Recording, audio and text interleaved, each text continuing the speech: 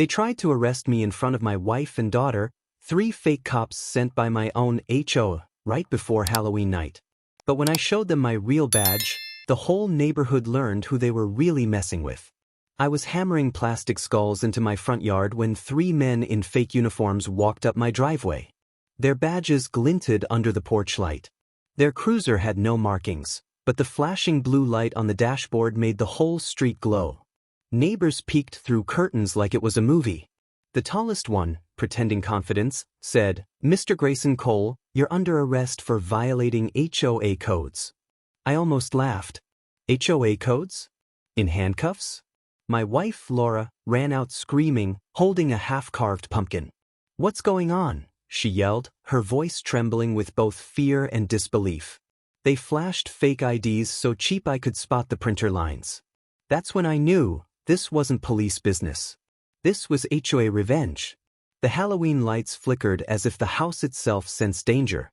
My daughter clutched my arm asking, "Dad, are they taking you away?" I raised my hands slowly, pretending to cooperate. My mind raced. Fake cops, bold enough to try this on my property. They had no idea who I was. One of them whispered, "You should have paid your HOA dues." My jaw clenched. I paid those dues, and more. This was personal. I asked calmly, "You sure you want to do this, son?" His smirk said yes. My silence said war. As their fake cruiser pulled forward, I glanced at my reflection in the window, smiling. They were about to arrest the Director General of CID Alabama. Before we go on, please, where are you watching from and what time is it right now? I want to see how many families, parents, and neighbors are feeling this story across the country tonight. Your comment helps this message reach more people who've faced unfair HOA rules too. It all started when the HOA president, Martha Hill, decided my Halloween display was too disturbing for children. Her power trip was becoming dangerous. She'd been on a crusade since I refused to let her husband build a fence that cut across community property. She hated hearing no. When I moved to Willow Creek Estates, I wanted peace. I'd served 30 years in law enforcement. All I wanted now was pumpkins and quiet nights. Martha made sure I got neither. She fined me for grass length, mailbox color, and once, for overly enthusiastic decorations. The neighbors feared her more than hurricanes. She smiled like a preacher but ruled like a warden. Her HOA meetings felt like trials. That day, she sent a warning letter saying, "Failure to comply will result in further action." I didn't know further action meant fake police. Laura begged me to let it go, but I'd spent a lifetime standing up to bullies. If I give her an inch, I told her, she'll take my soul. I started documenting everything, her threats, her fines, even her text messages. I knew I'd need evidence. The night before Halloween setup, I saw a dark SUV parked near my yard, engine idling. Someone was watching. I told myself it was paranoia, but in my gut, I knew Martha wasn't done. At dawn, my phone rang. The voice on the other end said, "Mr. Cole, this is Officer Denton from the HOA Enforcement Division." HOA Enforcement Division? I bit my lip to keep from laughing. There's no such thing. But the caller's tone was serious, too practiced. "We'll be visiting your property this evening." I asked for badge numbers. He hesitated. "You'll see them soon enough," he said before hanging up. My instincts screamed this was a setup. I contacted the county sheriff's office. "No one by that name works here," the deputy confirmed. That's when I started preparing. I installed my old security cameras, reactivated motion lights, and called 2 trusted friends still active in the force. They told me to be cautious. "Could be intimidation, could be worse," one said. "Keep your phone recording at all times." By evening, I tried to focus on Halloween prep. Kids loved my haunted yard every year. I wasn't letting fear ruin it. Laura noticed my tension. "You think they'll really come?" she asked. "They'll come," I replied. "But they won't expect what's waiting." I placed a small CID tracker app on my phone, linked to facial recognition. That night, under flickering orange lights, I heard tires crunching gravel. My heart slowed. They'd come right on schedule. The men approached like actors playing cops in a bad movie. One wore a plastic badge, Another had a holster with no weapon inside. They demanded I put my hands behind my back for HOA code violations. I smiled. You realize impersonating an officer is a felony, right? Their leader sneered. Not in this neighborhood it ain't. He clicked fake cuffs around my wrists. Laura shouted, "This is insane." The neighbors gathered. Phones recorded. Martha watched from her porch in her silk robe, smirking like a queen watching her knight win. They pushed me toward their unmarked car. I looked at Martha and said, "This is going to cost you more than you can afford." She raised her coffee mug in mock salute.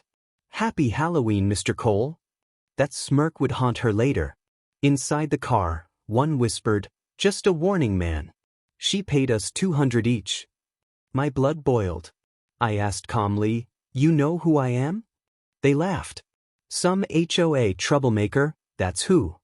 I leaned forward, eyes cold. "No. I'm the Director General of CID Alabama." Their laughter died instantly. One stammered, "Wait, what?" But it was too late. Backup was already en route. Within minutes, real police units rolled in, sirens cutting through the night like thunder. Red and blue lights painted every face with guilt. The fake officers froze, hands shaking. "We were just following orders," one yelled. "She said it was legal." He pointed straight at Martha's porch. Martha's smirk vanished as real officers cuffed the imposters. I stepped forward, rolling my shoulders as real cuffs replaced the fake ones on them. I showed my ID, golden badge, clean and official. Director General Grayson Cole, Criminal Investigations Division. I said, my voice like steel. Neighbors gasped. Phones went wild. Martha stumbled back, spilling coffee. "You tricked us," she screamed. "No," I said, "you tricked yourself." Laura hugged me tightly, whispering, "I knew you had a plan." My heart slowed. Justice, my old companion, had come home again. The sheriff, an old colleague, approached. "You handled that well, Grayson. Want to press charges?" I looked at Martha trembling behind her porch lights. "Oh, I'm not pressing charges," I said softly. "I'm pressing something much heavier, an investigation." Her face drained of color. Halloween had just turned into Judgment Day. The next morning, local news vans filled the street. "Fake police hired by HOA president," the headlines screamed. Cameras zoomed on Martha's mansion. Reporters begged for interviews. I stayed quiet. Silence is a weapon sharper than words. Martha's husband came over, begging for mercy. "She didn't mean it, Grayson. She just got carried away." I replied, "Then she'll carry those consequences too." Neighbors stopped avoiding me. They brought pies, coffee, and whispered apologies. "We were scared to speak up," one said. "Thank you for standing up." I told them, bullies survive on silence. Speak up next time. Laura looked relieved but cautious. "You really think she'll stop?" she asked. "No," I said. "But she'll never underestimate me again." The HOA board called an emergency meeting to remove Martha. I attended silently, arms folded. When the vote came, it was unanimous. Martha was out. Thousands of dollars funneled into her personal accounts disguised as community maintenance. I called my deputy. "We've got a bigger case than fake cops," I said. "This is fraud." We opened a formal investigation. Martha thought I'd moved on. She was wrong. I returned home that night to find eggs smashed on my porch, rat painted on my driveway. Classic intimidation. Laura begged me to let it go. "She's dangerous," she warned. I replied, "So am I when pushed." I knew this wasn't just HOA politics, it was corruption rooted deep. I spent nights piecing together paper trails, matching checks, and tracing emails. Every line led back to Martha. By Christmas, I had everything I needed. And by New Year's, Martha Hill would have no house to decorate. I invited the HOA board to a community peace dinner. Martha, ever arrogant, showed up in pearls, pretending to forgive everyone. Halfway through the meal, I stood and said, "Before dessert, there's something we should all see." A projector flickered on, displaying her secret bank transfers, false invoices, and messages to the fake officers. Martha's face went white as snow. Gasps filled the room. "This is defamation," she screamed. I replied calmly, "This is evidence." The sheriff entered from the back door. "Martha Hill, you're under arrest for fraud, impersonation conspiracy, and harassment." The room erupted. Neighbors clapped, some even cried. Martha turned to me, trembling. "You ruined me," I said softly. "You did that the moment you thought power made you untouchable." As they led her away, I finally felt peace. But revenge wasn't my goal, justice was. Weeks later, the neighborhood changed. Kids played freely, laughter replaced fear, and Halloween decorations stayed up without complaints. The new HOA president, Mr. Carter, came by. "You brought this place back to life, Grayson. We owe you." I smiled. "You owe me nothing. Just promise me one thing: no one ever abuses this neighborhood again." He nodded firmly. Laura and I sat on the porch that evening, candles flickering in carved pumpkins. "Feels peaceful again," she said. I replied, "Peace isn't the absence of noise, it's the absence of fear." She leaned on my shoulder. "You'll always be a cop, even when retired." I chuckled.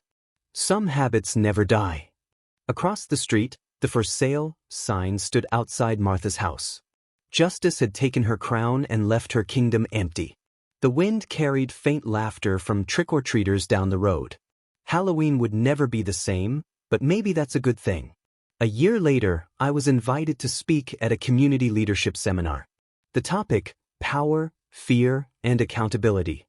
I told them the story of Martha Hill, not as revenge, but as a warning. When power loses empathy, I said, it becomes cruelty in disguise. The audience listened in silence. Some wiped tears. Afterward, a young officer approached me. "Sir, how did you stay calm through all that?" I smiled.